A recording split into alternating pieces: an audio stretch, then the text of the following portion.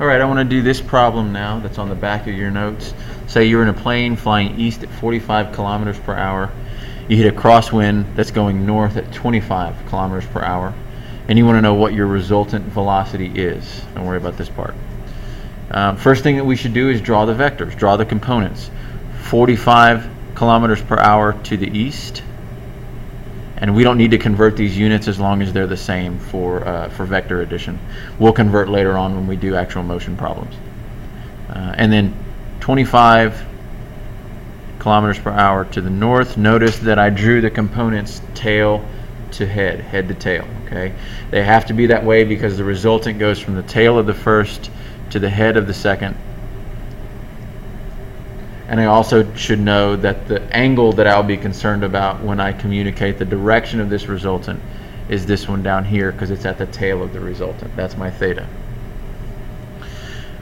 All right, this time let's find the angle first. Let's find the angle first. And in this case, I only have the opposite side and the adjacent side.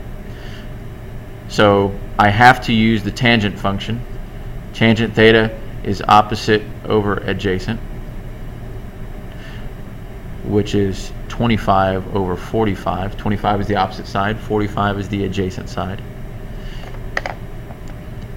And in my calculator, I would do the inverse tangent, because I'm looking for the angle, of 25 divided by 45. And I get 29 degrees. So I would write this tangent, the inverse tangent of 25 over 45 gives me 29 degrees.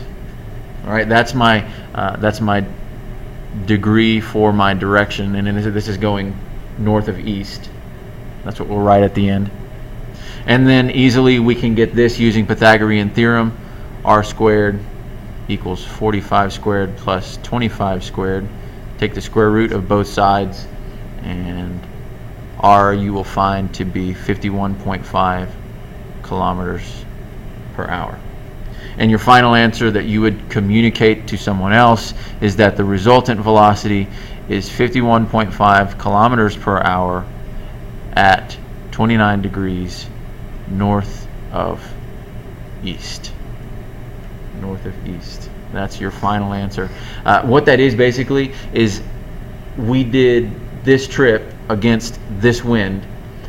What we did in effect because of that is we traveled along this line at this speed, because of the effect of the wind. That's the point with that. So there's your practice problem for 2D vectors.